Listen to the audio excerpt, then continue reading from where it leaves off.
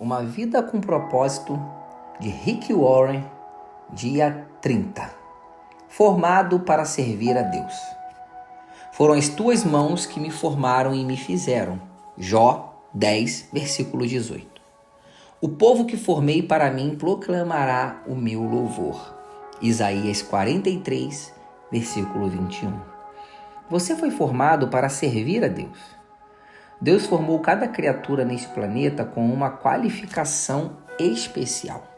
Alguns animais correm, outros saltam, alguns nadam, outros escavam e alguns voam. Cada um tem um papel especial a desempenhar conforme foi moldado por Deus. O mesmo ocorre com os humanos. Cada um de nós foi concebido ou formado com exclusividade para a realização de determinada das tarefas. Antes de os arquitetos projetarem um novo prédio, eles primeiro perguntam: para que propósito? Como será usado? A função pretendida sempre determinará o formato do prédio. Antes de Deus criar você, Ele decidiu que papel queria que você desempenhasse no mundo e o moldou com as características essenciais ao cumprimento dessas tarefas. Você tem essa constituição porque foi formado para exercer o ministério específico. A Bíblia diz que somos criação de Deus realizada em Cristo Jesus para fazermos boas obras. A palavra poema vem do termo grego que também é traduzido por criação. Manufatura. Você é uma obra de arte feita manualmente por Deus. Não é produto de linha de montagem em série, feito sem nenhum cuidado especial. Você é uma obra-prima original, exclusiva e criada sob medida. Deus, propositadamente, o formou para que você lhe servisse de um modo que tornasse seu ministério singular. Ele cuidadosamente misturou o coquetel de DNA que o criou. Davi louva ao Senhor por essa magnífica personalização. Tu fizeste tudo com delicadeza, as partes interiores do meu corpo e as uniste no ventre da minha mãe. Obrigado por me teres feito de maneira tão maravilhosamente complexa. O teu trabalho é maravilhoso. Como disse Ethel Waters, Deus não cria sucata. O Senhor não apenas o moldou antes de seu nascimento, mas planejou cada dia de sua vida para favorecer o processo de formação. Davi continua: cada dia de minha vida foi registrado no teu livro. Cada momento foi determinado antes mesmo que um só dia houvesse passado. Isso significa que nada em sua vida é insignificante. Deus usa tudo o que acontece visando modelá-lo para o ministério e torná-lo habilitado para a obra do Senhor. Deus jamais desperdiça alguma coisa. Ele não lhe daria habilidades, interesses, talentos, dons, personalidade e experiência de vida, a menos que pretendesse usá-los para a glória dele. Identificando e compreendendo esses fatores, você pode descobrir a vontade de Deus para a sua vida. A Bíblia diz que você é maravilhosamente complexo. Você é uma combinação de múltiplos fatores. Para ajudar a lembrá-lo de 5 desses fatores, criei um acróstico simples. Forma.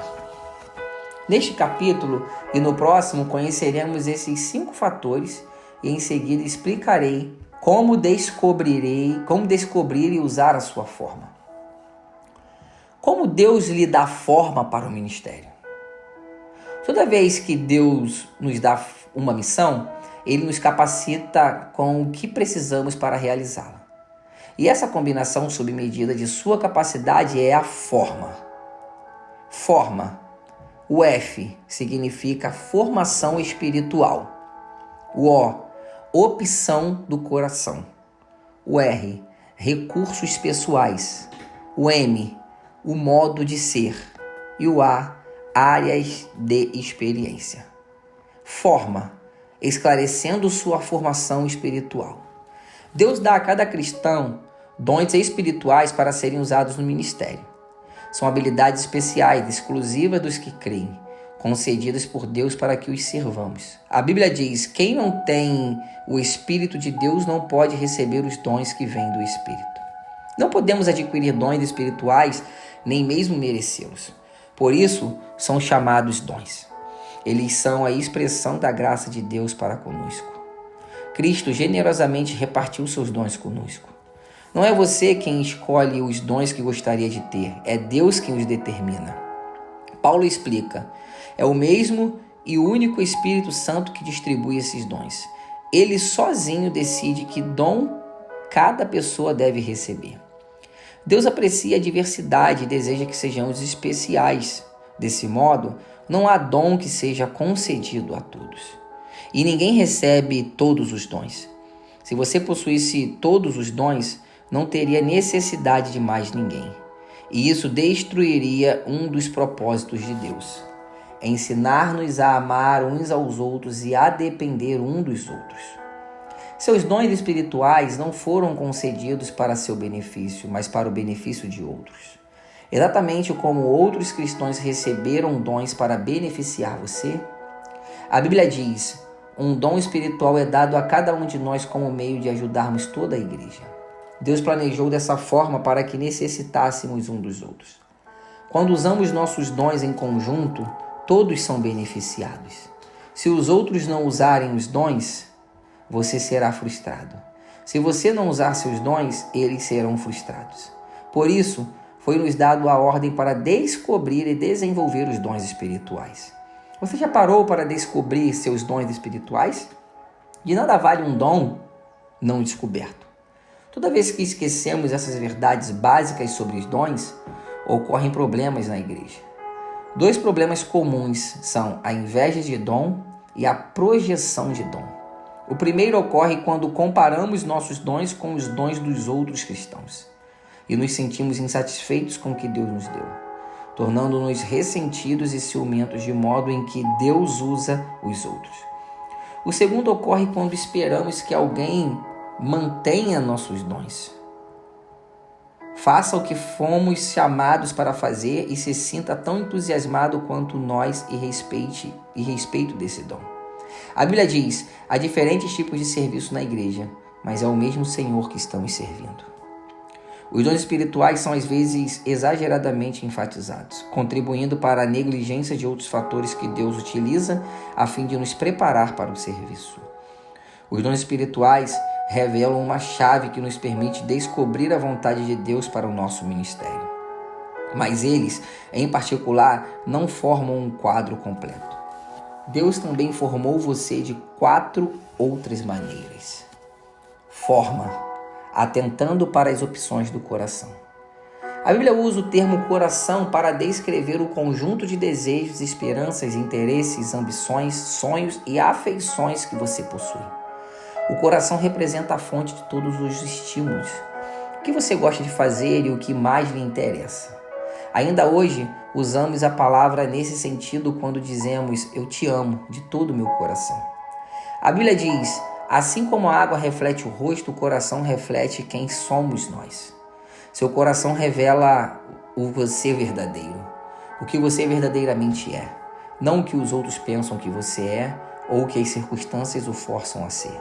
Seu coração determina o porquê de você dizer as coisas que diz, sentir-se como se sente e agir da forma como age.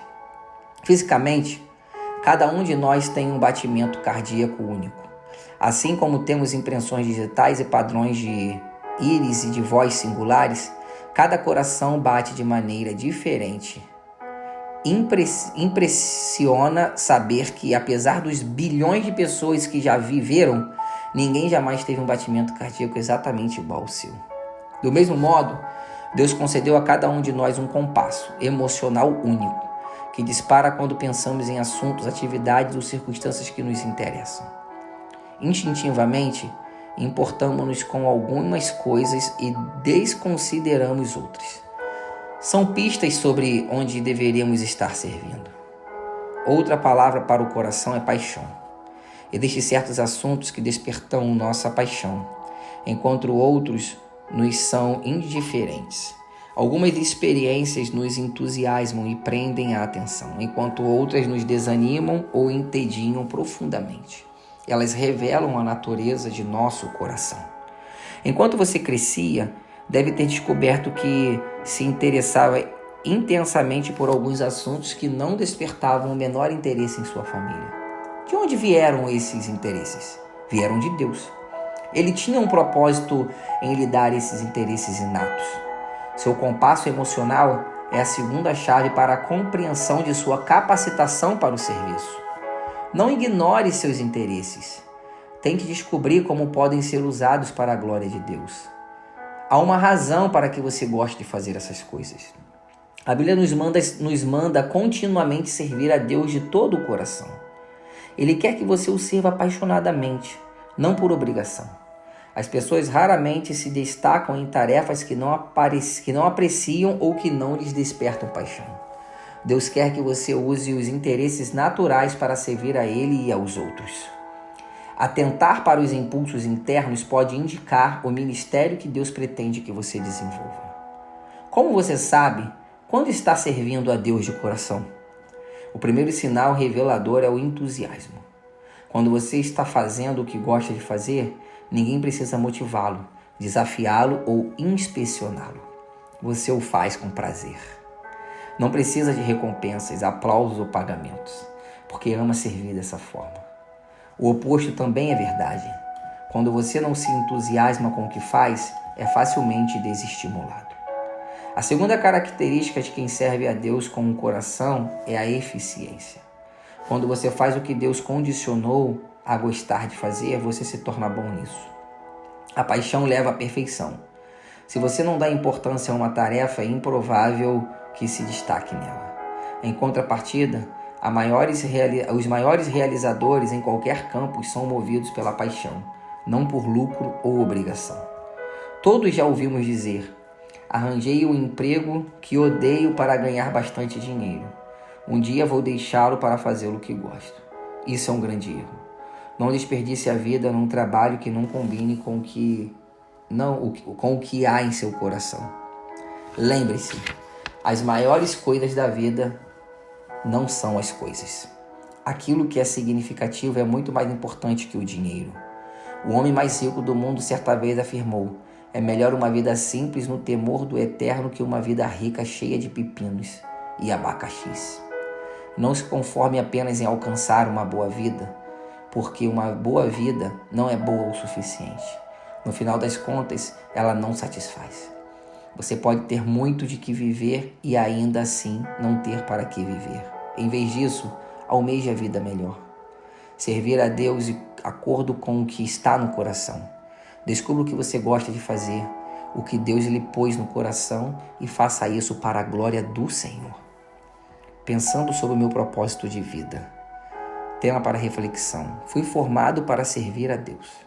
Um versículo para memorizar: Deus age por intermédio de homens e maneiras diferentes, mas é o mesmo Deus que atinge seus propósitos mediante a todos eles. 1 Coríntios 12, versículo 6. Pergunta para meditar: de que modo posso me ver servindo a outras pessoas e gostando disso? Deus te abençoe. Te aguardo no dia 31.